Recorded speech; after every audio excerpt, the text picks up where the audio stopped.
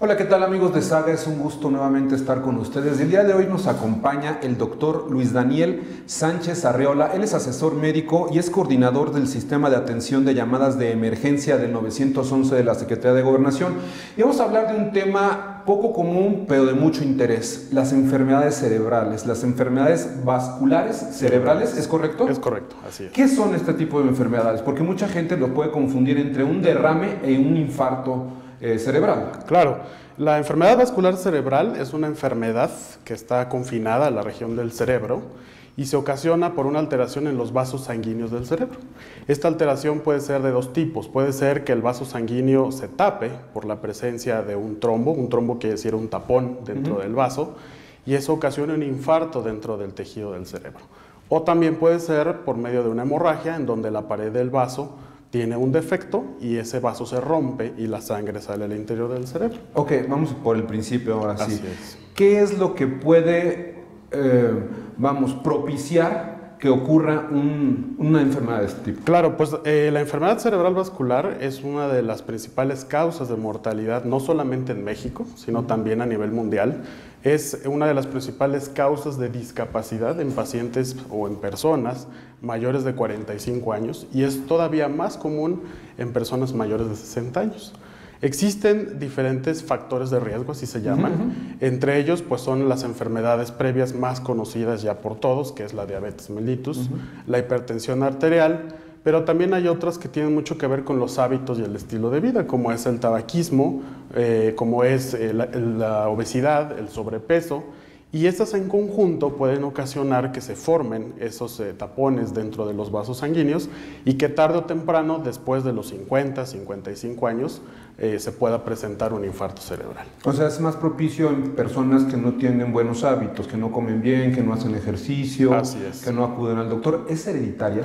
No es hereditaria, es una enfermedad que se le caracteriza por ser multifactorial. Quiere decir que hay un componente que probablemente sea hereditario en algunos casos, sobre todo cuando hablamos de la hemorragia cerebral, pero la parte nosotros le llamamos isquémico, que es cuando el vaso se tapa, tiene una gran relación con los hábitos de vida y con las enfermedades crónicas. Ahora bien, ¿cómo una persona puede detectar que está sufriendo un infarto cerebral? Claro, pues aquí esta es una de las preguntas más importantes y es más importante porque lo que se debe de hacer en un infarto cerebral es detectarlo a tiempo, sin duda. Hay tres síntomas o tres cosas muy importantes que la gente puede detectar en caso de un infarto. Uno de ellos es una debilidad en la cara, es decir, que la persona puede tener debilidad en una parte de la cara. ¿Como hormigueo? Como hormigueo o se cae, se desvía el labio hacia alguna de las dos partes. Otra de ellas es pérdida de la fuerza en los brazos, en las manos. Es decir, un brazo lo podemos mover, pero el otro hay disminución de la fuerza, el brazo y la pierna. ¿La disminución de la fuerza es considerable? O sea, ¿no puedes levantar algo o es nada más cuestión de movilidad? Es totalmente considerable y puede hacer inclusive que el paciente no pueda caminar. Okay.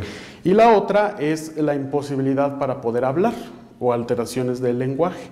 Esto, y lo más importante que decirlo, es de manera súbita. Eso, es súbito, ¿verdad? Así es, la persona puede estar normal y de un momento a otro presenta estos síntomas y en ese momento está en la fase inicial de un infarto cerebral. ¿Qué hacer en ese momento? Pues ahí viene lo más importante. El infarto cerebral es una enfermedad que se puede tratar. Es decir, es una enfermedad a la cual se le puede dar un tratamiento rápido y disminuir las secuelas. Si se detecta a tiempo, hay que llamar al 911, que es lo más importante, activar el servicio médico de urgencias para que ese paciente o esa persona pueda ser trasladada en menos de una hora a un hospital. Ok, llamamos al 911 y ahí hay una operadora que nos va a decir qué hacer. Así es, en el 911 hay operadores, se llaman operadores intervinientes del 911, que están capacitados con una serie de protocolos médicos, de tal manera que ellos pueden identificar desde el otro lado de la línea con lo que la persona que está ahí, que puede ser el familiar, la mamá, el hijo, les dice qué es lo que está presentando esa persona, pueden identificar el infarto, dar las recomendaciones y en ese momento pues canalizar a la ambulancia más cercana para que pueda ser trasladado lo más rápido al hospital. ¿Se tiene que hacer algo en ese momento? ¿Qué hacer con la persona que está padeciendo un infarto en casa? Si la primera recomendación... Claro, lo más importante son las medidas generales, ¿no? Okay. Es decir, nosotros le llamamos indicaciones médicas generales, que es ponerlo en un lugar seguro. Si la persona ya no tiene la capacidad de hablar o de moverse, tiene que estar en un lugar recostado. Acostado de lo que iba. Así es, una posición de lado. Permitir que la persona pueda respirar de manera adecuada y sobre todo estar vigilando que esa persona se mantenga despierta, y en el momento en el que esa persona ya no se mantenga despierta, pierde el conocimiento, eso hay que reportarlo, porque eso habla también de la gravedad del infarto. Claro, ahora supongo que no todos los hospitales tienen la infraestructura para atender este tipo de padecimientos. Así es, bueno, aquí esto es lo más importante, y aquí viene derivado de esto la estrategia Camaleón. La intención es que cada vez tengamos más hospitales que tengan la infraestructura y la capacidad para poder recibir este tipo de pacientes. Hay una opinión de manera general a veces en donde se dice que cuando a alguien le da un infarto cerebral ya no hay mucho por hacer. Pero la realidad es que si esa persona llega a un hospital en menos de 3 horas, se puede administrar un medicamento para poder destapar ese vaso y hacer que esa persona recobre a más del 90% esos síntomas que presentó de manera inicial. Gran cantidad de los hospitales ya a nivel nacional tienen la capacidad de poder administrar ese medicamento, pero lo más importante es que a veces no se detecta.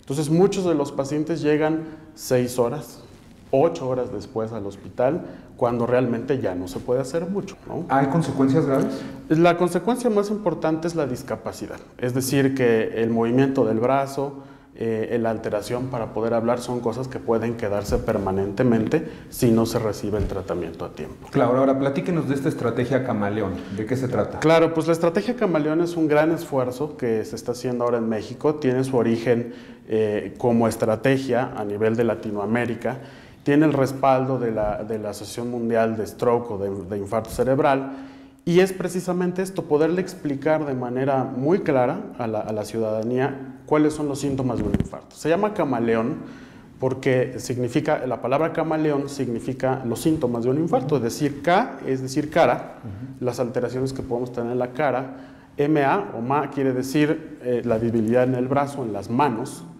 y L quiere decir el lenguaje, alteraciones para el lenguaje, ¿no? Y el ON es prender el teléfono y llamar al 911 para reportar el infarto lo más pronto posible. Porque el problema es que a veces no los identificamos, pensamos que es otra cosa, ¿no? Pero si tenemos casi la certeza de que se trata de esto, con la estrategia Camaleón y asociando estas palabras, pues generalmente las personas entenderán los síntomas y llamarán al 911 lo más rápido posible. ¿Se atiende en hospitales del sector salud? Sí, por supuesto. Tanto los hospitales del sector salud, del IMSS, del ISSSTE, en general, están preparados para la fase inicial de la administración de medicamento, la trombolisis se llama, y bueno, dependerá del tipo de infarto, si es una hemorragia, si es una embolia, pues habrá otros procedimientos que se tendrán que hacer. Lo primero que se tiene que hacer al llegar a un hospital es hacer un estudio. Es un estudio que se llama tomografía, es una foto de la cabeza para ver de qué tipo de enfermedad se trata. Y si no es una hemorragia, si no es un isquémico, un tapón, hay que administrar el medicamento, pero solamente tenemos máximo 3 horas para disminuir ese índice de sangre. Doctor, aprovechando ya aquí que lo tenemos, quisiera platicar un poquito del 911. ¿Cómo ha funcionado en México? Claro, pues es un gran éxito, es una gran estrategia que se ha aplicado en México. En México empezó la implementación del 911 el año pasado. A partir del año pasado y formalmente el 9 de enero, ya prácticamente del 2017, es un sistema que ya está implementado a nivel nacional. Este sistema tiene la facilidad ahora, a través de 194 centros de atención de llamadas de emergencia, de cubrir todas las llamadas de emergencia a nivel nacional. Es decir, está destinado a cubrir emergencias médicas, emergencias de protección civil, emergencias de seguridad pública. La gente que contesta en el 911 son operadores que están capacitados en primeros auxilios. Estos protocolos en los que ellos están capacitados los realizó la Secretaría de Salud, la Cruz Roja, el Escuadrón de Rescate y Urgencias Médicas de la Ciudad de México y otros especialistas, y ellos tienen la capacidad de poder asistir al usuario hasta que llega la ambulancia y después pues solucionar el problema mandando a la unidad más adecuada. ¿Y la gente sí lo utiliza? Sí, pero hay una grave situación que además, bueno, es merecedor de platicar, que es una situación por la cual han pasado todos los países cuando implementan un sistema de urgencias, que es que el 90% de las llamadas que se realizan al 911, nosotros les llamamos improcedentes. Quiere decir que no traducen una emergencia real. Es decir, alguien habla y no contesta, alguien habla y dice otras cosas que no sean una emergencia. Bromas, por ejemplo. Y la realidad es, las más graves es cuando alguien pues da una dirección falsa y los servicios de emergencia llegan y se dan cuenta que no hay nada, ¿no? Y ahí hay un desplazamiento de recursos pues que involucra muchas otras situaciones, ¿no? Pues ahí está el llamado, ¿no? Para todas las personas que nos ven a través de las redes, de la plataforma, que no utilizar estos sistemas y servicios de emergencia para realizar bromas o una llamada falsa, porque pues hay consecuencias que pueden ser graves, ¿no? Por supuesto, y lo más importante es que no se descuide una emergencia por atender una llamada falsa.